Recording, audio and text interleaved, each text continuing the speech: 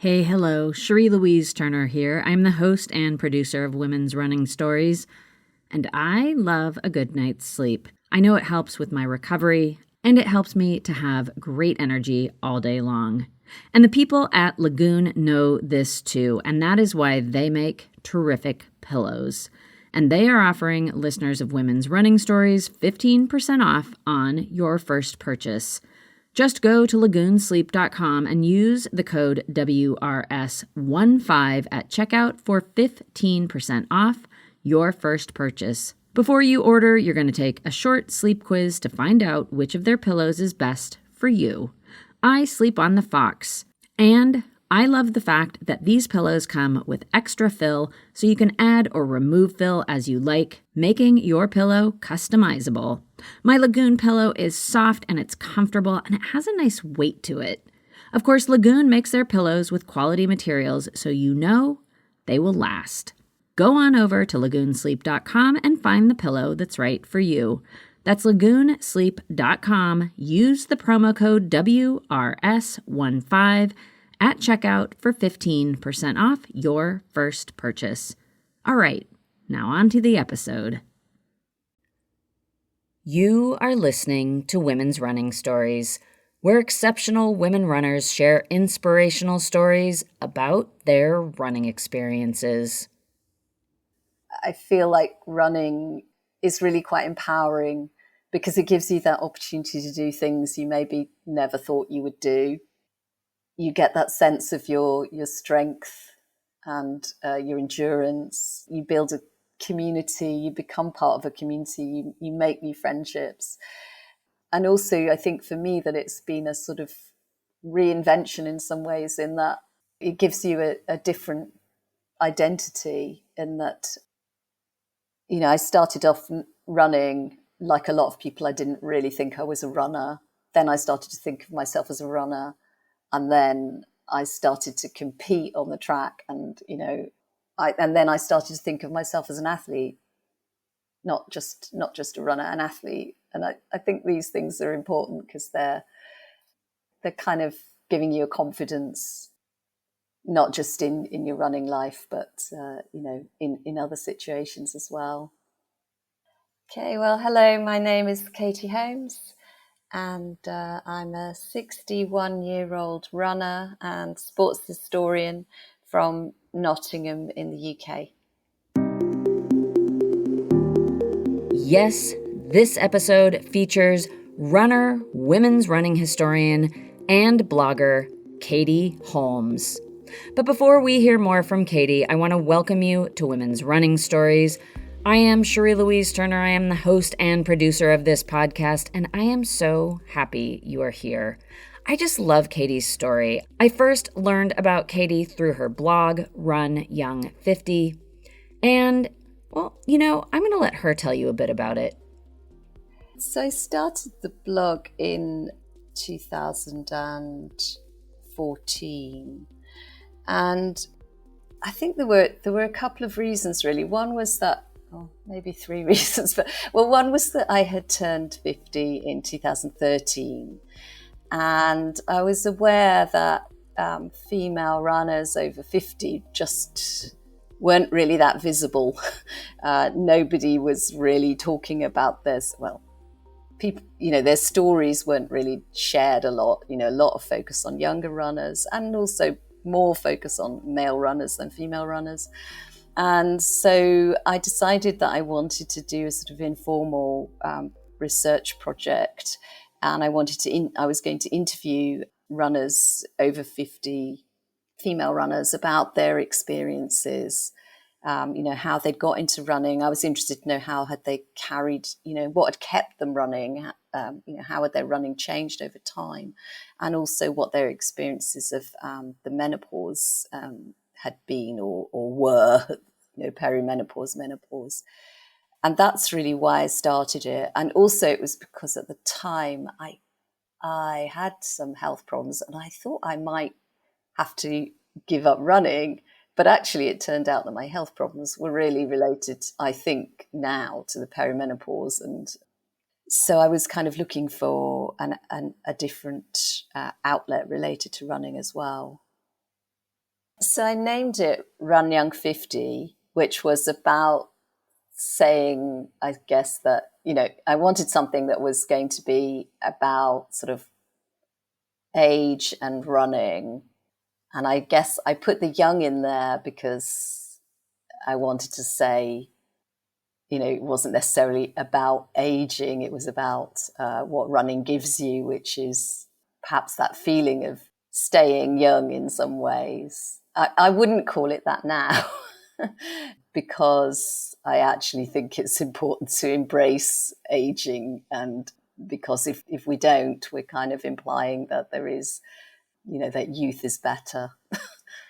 I really think that, what I want to do is, it's not about denying aging. It's not about, there are difficulties associated with aging, but that doesn't mean that you can't achieve as an athlete in older age. And I don't personally think that the word old is something to be afraid of, because you can't deny your age, really. I think it's about celebrating what you can achieve, whatever your age is. So, yes, Katie celebrates women's running achievements on her blog. She writes about women's running history and also about older women runners of today, herself included. And Katie has a variety of achievements to share. This is something that really drew me to Katie's story. She has been adventurous as an older runner, trying out just about every type of racing available. And I'm particularly excited to share Katie's story now because of what's motivating her in her running journey today. And she's going to tell you all about it. So let's get to it. Let's hear Katie Holmes' running story, starting from the beginning. Here to tell her story is Katie Holmes. So I started running when I was 47, and I didn't actually have any interest in becoming a runner at that time. I'd always done things to keep fit, but running had never appealed to me. My sister, who's 2 years older than me, had started running a few years before, but even that hadn't got me interested, really. And it was also something that my dad did when we were growing up a bit. But what happened was I was the trustee of a family support charity in Nottingham, and they were given 2 relay team places for the Robin Hood Marathon in September 2011. And so, they were looking for volunteers amongst the trustees and the staff to fill these relay teams. So I said I would do that. And we sort of did a few training sessions together, but mostly I just trained on my own. So I just did run walking. I remember when 3 miles seemed like so far, and someone telling me once you've got to 3 miles, that's like a real milestone. And then after that, you could just extend your distance. And in the September, I was part of a team. I think there were 4 or 5 of us, I think. And I ran 5 miles, and it was a great experience. I'd also joined my running club, which is Home Pierpoint Running Club in Nottingham, in the summer, but I didn't really get that involved with the club for quite a while. The thing that probably made the most difference to me initially was when I started going to parkrun, which was in January 2012. And someone at the running club told me that there was a park run. So these are the 5K runs every Saturday morning. It's free to go along. You could run or walk. They're all in sort of local parks. This was the first one in Nottingham. And after a while, I went a few times. And after a while, I just suddenly realized that other people who were running past me were kind of working harder. And, I thought, they're a bit breathless. And it was just like a light bulb moment. And I thought, I wonder if I could run a bit faster, because that's the thing when you start running, you just think it's all at one speed. And so I sort of followed these people. And that year, I don't know how many times I lowered my my time, but it was by nearly 5 minutes. And I started off at 29 and a half and finished at 25 something. And so I think that was sort of really kind of got me into running and kind of feeling part of a community. And I gradually started to get more involved in my club as well. And I think that probably really took off for me in 2013 when I started to kind of run races for the club and things. So generally, that's sort of what I'd say I got from running in those early years, and that I still do. But certainly at the beginning was that sort of sense of liberation in a way, just being out. I love being outdoors and being out, and also that sort of power in your body. Certainly as you start, I mean, that's, I suppose, why one of the reasons why I enjoy racing is that feeling that, your body can do this, and that, you sort of have this sort of, it's something I never thought I could do. I've done things I never thought I could do, like doing, or not that I didn't think I could do, but that I didn't ever imagine myself doing, like running on a track and running cross country. And so, it's that kind of, it's quite amazing really what your body can enable you to do, and the sense of sort of strength and power that comes with it.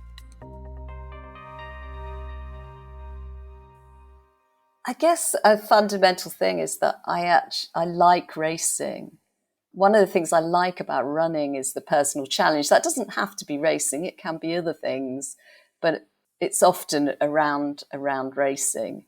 And I won't say I always enjoy every race, of course, because usually about 2/3 of the way through I want to give up, even on a 5K.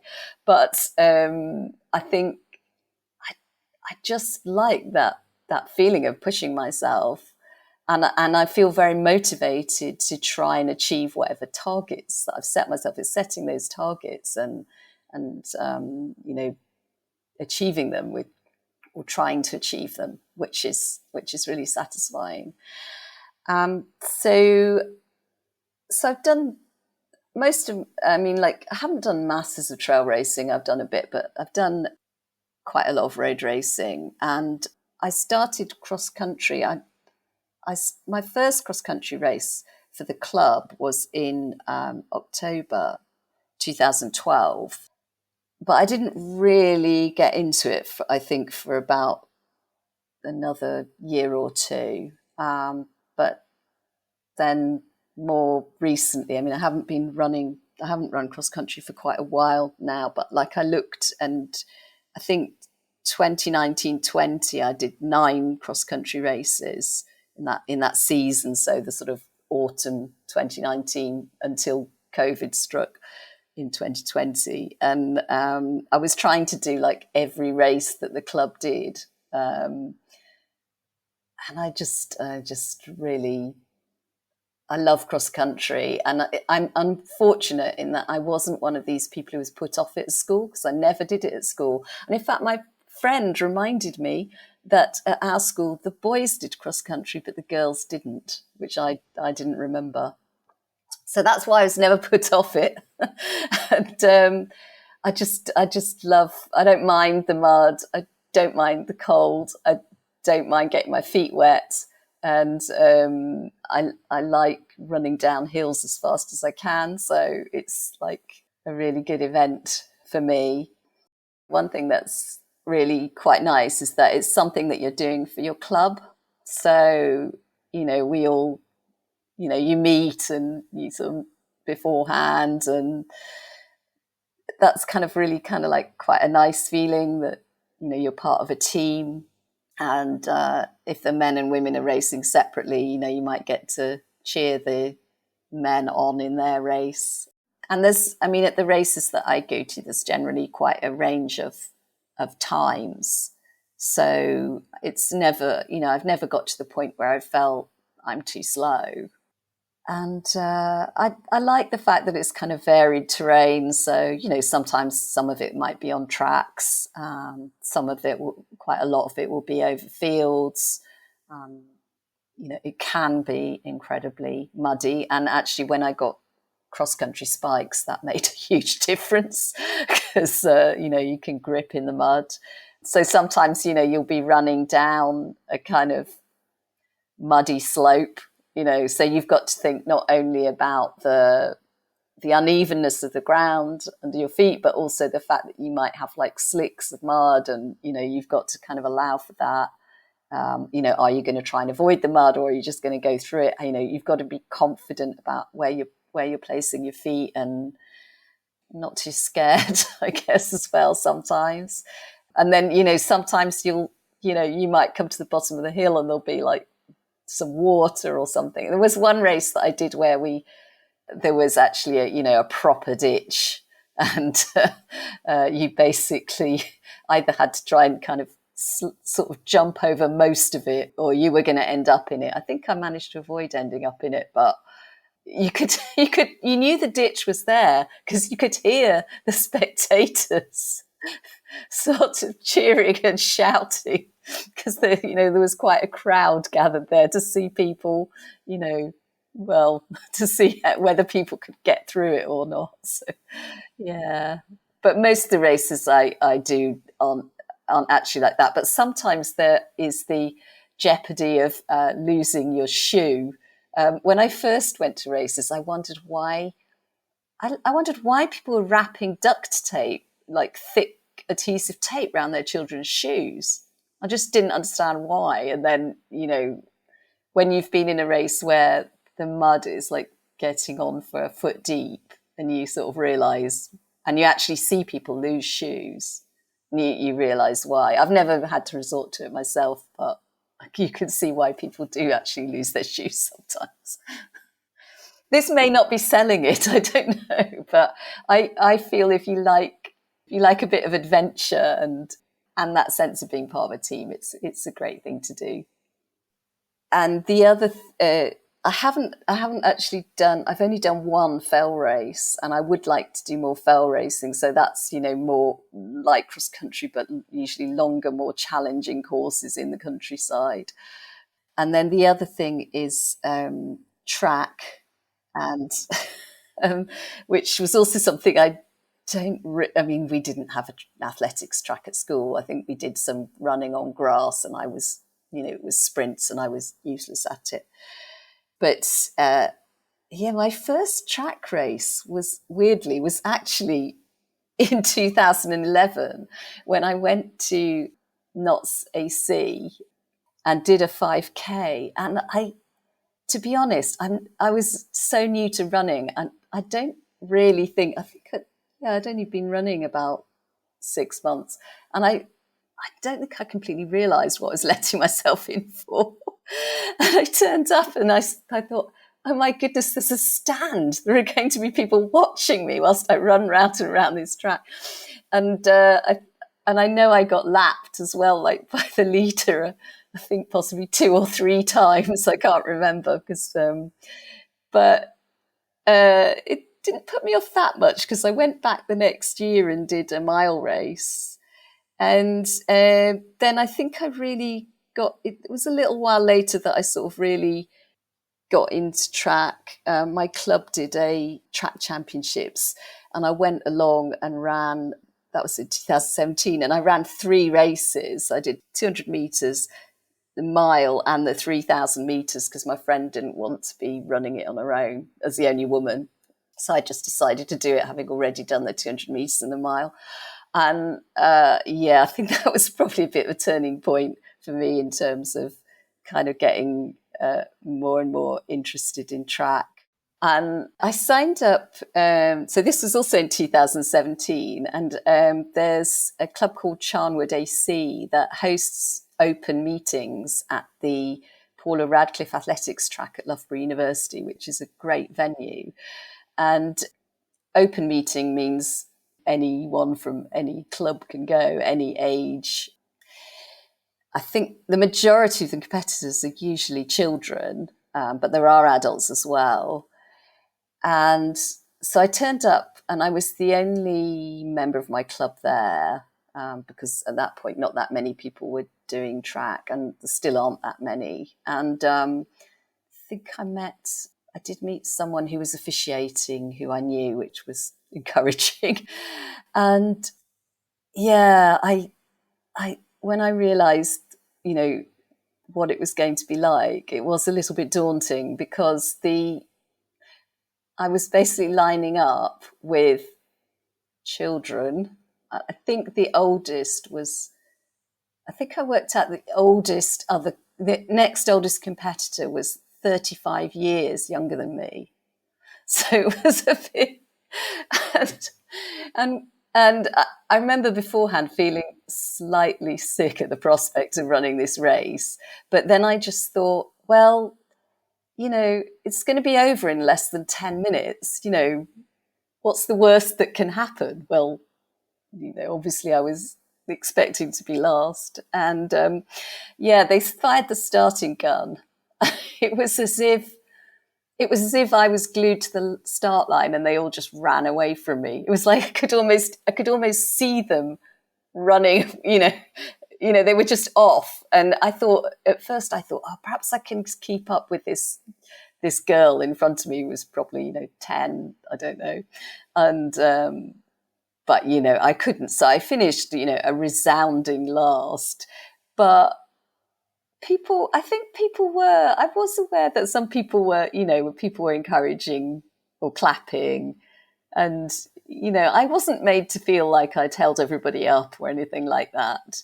And so I was glad I did it. And this funny thing is that a while later, I think maybe the following year at a track meeting, I met a guy who told me that he'd been there that day with his daughter. He hadn't been competing. And he said, oh, I just assumed you were an experienced track athlete. And he said, and he said it had made him think about running again himself. And that was just amazing, because, when you do these things, you don't really think about, you're just thinking about you doing it. You're not really thinking about what it means. But I think I was the oldest person running a track race at that open event. And yeah, it's good to have that feeling that it can make a difference to other people as well, even if that's not what you're thinking about at the time.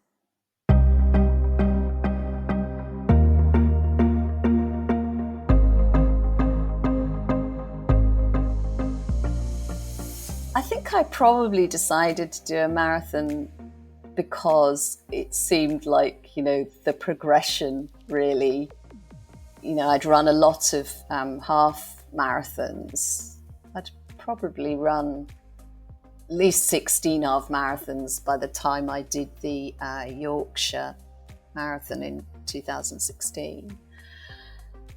But in some ways I'd say, so what happened when I entered that marathon, and then I got some kind of injury. I didn't really train. I hadn't really done the training. And a few weeks before I thought, well, shall I just drop out? And then I thought, oh, I know, perhaps I could do it by doing run walk intervals. So I looked up Jeffing, which is the Jeff Galloway run walk sort of approach, and it was far too. I had far too little time to properly adopt everything that he advised, but I did have a go at working out what my pace should be, and I went out and did a few runs, and I thought, oh, actually, I thought it would be really difficult to do. Like, how on earth could you run for like 90 seconds and then walk for 30? It would drive you mad. But actually, I found it, it felt fine more or less straight away. I got used to it.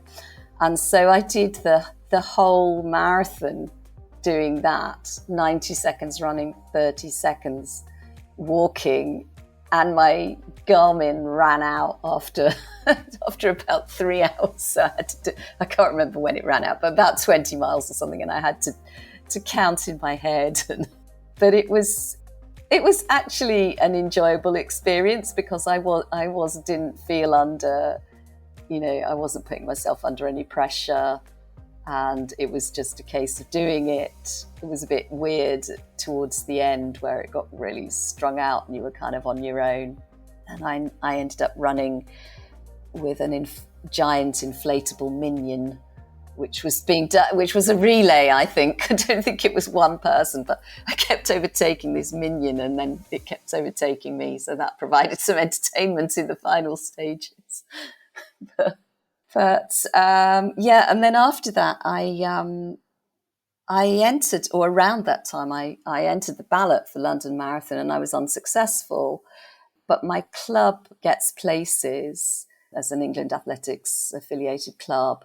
And we have a ballot at a social event, and if you take along your rejection letter, you can enter in the ballot for one of these places. And I got one of the places, but the training just didn't quite work.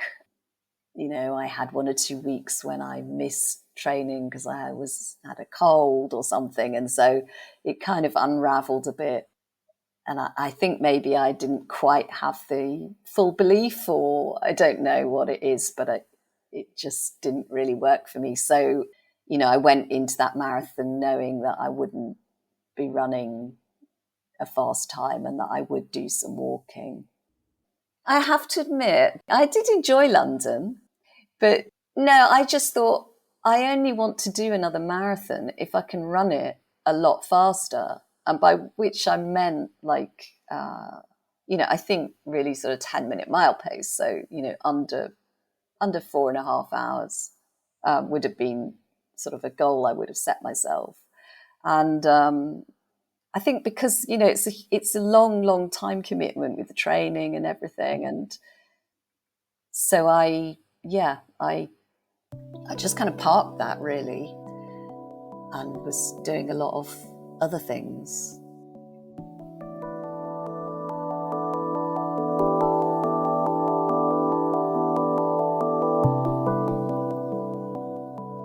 I actually didn't have any thought of doing a marathon, but I've suffered 2 bereavements recently. So last year, my partner's mother died, and then in March, my mother died. And at the same time, so when my partner's mother was diagnosed, which was actually in spring 2022, not long after that, I got a hamstring injury and I didn't run. I didn't really run very much in 2022. I dropped out of a race in the April track race, and I didn't race again until February this year. And in some ways, this hamstring injury just sort of dragged on, and it's now been resolved. But in some ways, I didn't really mind not running, because it meant that whilst Alma was ill, my partner's mother was ill, I could be there for her. And I wasn't distracted by the prospect of doing races and all of this sort of thing. So my hamstring injury did get better, and really, I'd say around March time this year, it was actually, I was feeling sort of fully back, really. I started going to a gym in January this year. But I found that my motivation to run wasn't really there. I was just going to park run and not really feeling like doing anything else very much, and also feeling that it would be such a huge hill to climb to get back to running faster, and how was I going to do that? I had originally thought I might compete on the track this summer, but I just wasn't ready to do that. But then I thought I need to do a race, really. I need to have something to train for. And this year, so this is where the crossover with my sports history comes in. So this year is the 60th anniversary of the Scottish runner Dale Gregg running the Isle of Wight Marathon, which she did in 3 hours, 27 minutes and 24 5 seconds. And that was a world best time. But this was 1964, May 1964. It was going to be another 11 years before women in the UK were permitted to run marathons. So she was breaking the rules. The club Ride Harriers that organised the marathon allowed her to take part. They already knew her. She'd already been out running with the club in previous summers. And they made her start a few minutes ahead of the men so that they could kind of say, well, she wasn't quite in the race. She was doing a sort of a time trial. But they still got a lot of publicity. It reached the national press, and the area Amateur Athletic Association wrote to them, telling them off and saying they should not repeat this because it was bad publicity. So she was a pretty amazing woman, and I've been researching her for quite a long time. And so I'm interested in doing things this year that could raise the profile of this anniversary, because she really isn't very well known at all, even in the UK. You know, everyone knows about Bobby Gibb and Catherine Switzer at the Boston Marathon, but not many people have heard of Dale Gregg. So I really wanted to share her story, because this wasn't the only thing that she did in terms of running races that women weren't allowed to race in. She later went on to run some ultra races at a time when women were not permitted to run them. And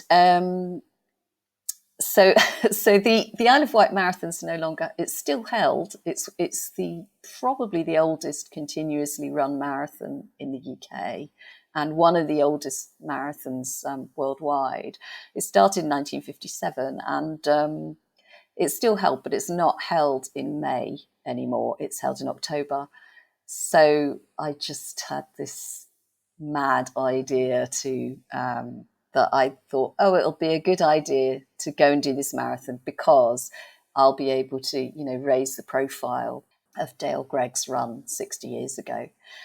And at the same time, Ride Harriers contacted me and asked me if I would help them to do a display for the race. So I'm doing that as well. So that's really nice. And so I'm going to have a lovely weekend at the Isle of Wight in October, and my sister is coming to support me, which is really great.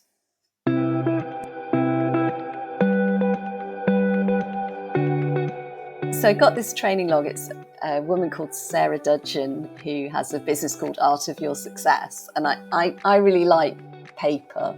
I mean, I used to use Strava. I'm not using it now, but I think for that sort of reflection, it's really good to sort of have something written down that you can go back and look at. And so I started this training log probably in January 2018. I decided to try and run a mile in under 7 minutes, which I knew I needed to train for. Turned out to be a lot harder than I was expecting. I was doing all this training to try and get this mile time. I was running mile races and 1,500 meter races. And then I actually stopped writing the training log because I kind of gave up. I just kind of thought, I'm not going to get this mile time. And I stopped recording my training. But it was the first time that I'd kind of really recorded training in that way, in some detail, and what I'd done, whether I was doing like strides and stuff like that. And I did actually achieve my sub 7 minute mile goal, but I think that was because I took the pressure off myself. And the very last mile race of the season, I managed to do it. So I had half a training log left. So I thought this is the ideal time to pick it up again. And I just find it really useful, because it sort of gives you that sense of achievement. You see, well, yeah, I have done, what you've done in the week. You can also see sort of patterns. Like, for example, for me, it's like really important to record how well I slept. So how is sleep affecting my performance? How did I find runs? Sometimes, like some runs that I've gone out on, I've started off feeling great. And then I thought, I've just ended up walking quite a lot because I felt just was too tired, or my legs were sore, or so it's really useful for and also just reflecting, because like there's a lot of ascent in the Isle of Wight Marathon. So, I record my ascent and then I'm thinking, I need to do more hills and I need more time on my feet overall, because I know the marathon's going to take me a long time. So it's that kind of thing, really, just, every week thinking, right, what do I need to be thinking about? And I'm really taking the approach of being kind to myself. I'm really just getting back into running. So, my runs have often involved walking. There's quite a bit of walking. I know I'll be doing some walking in the marathon. And I'm really trying not to think about time, although it's really hard not to. But my runs are based on, elapsed time. And I'm usually managing to do 3 runs a week. But I just have to, take into account what else is going on in my life, and particularly how well I've slept. So I'm just trying to take a relaxed approach to it, really. And I feel like, in a way, oh, it's a bit of a shame I'm going to do another marathon and that's going to take me a long time to do. But on this occasion, it's really, the reasons are really different. The reasons are, to celebrate Dale Gregg and also just to get me back into running. And I think it's working.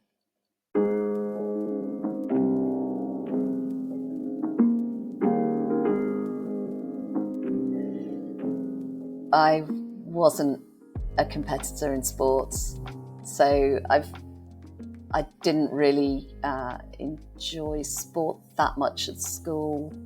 I didn't really enjoy team sports. I didn't feel I was, that I was good at sport, but I did just stay active throughout my adult life doing different things. So in a way, running's kind of unlocked that ability to be competitive in something. Well, for me, it's always, I would say it's about goals and motivation and personal challenge. And like now, I'm quite motivated by age gradings, which give you roughly rank your performance by a percentage of the world's best for your age grade at that distance. And so, that's something where it's not necessarily about becoming faster, but it's about becoming faster relative to your age, I suppose. And I find things like that motivating, because it's just, for me, it's not necessarily for and the experience of racing. I like that feeling of just that power of being able to maybe to if I was just going out for a run, I'd never run as fast as in a race. And I actually had an experience a bit like that at Parkrun recently, although obviously Parkrun is not a race. But I went along to a rather hilly parkrun near me, Woollerton, and I met my friend Eleanor Robinson there. And the last time I'd met her there, which was last year, I think, I couldn't even keep her in my sights. She just disappeared off into the distance. But this time, even though it was a night when I'd had a terrible night's sleep, I'd done a bit of a warm-up around the park because it was supposed to be my long run day. And I just managed to keep her in my sights. I didn't keep up with her exactly, but I just felt so good all the way round, even though it was this hilly park run. And I finished and I'd run 30.5 minutes, which for me, that's like the fastest time I've run since before I was injured. And so that just felt great, because I hadn't gone with that in mind. Yeah, I also had an experience once at the Yorkshire 10-mile race where I ran what you might describe as the perfect race, in that I ran negative splits for every single mile, even though there was a big hill in the last mile. And that was an amazing experience as well. But not all runs or races are like that. But when it happens, it's like a really, really great feeling.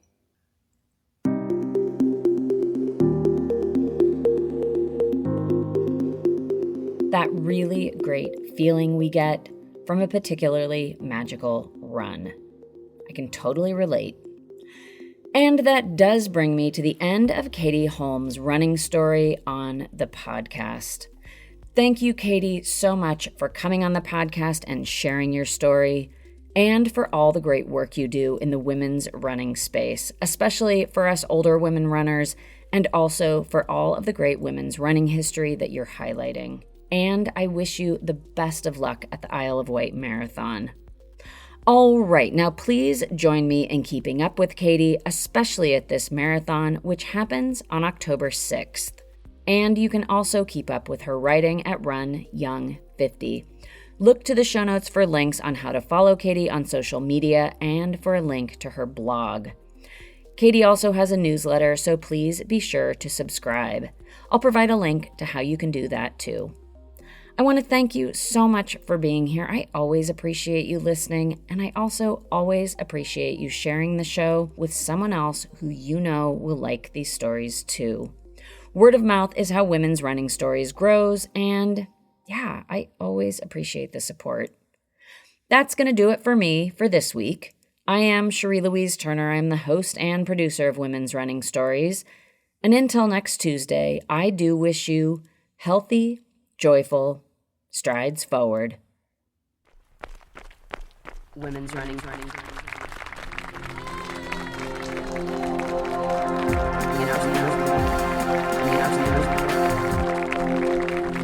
Women's Running Stories.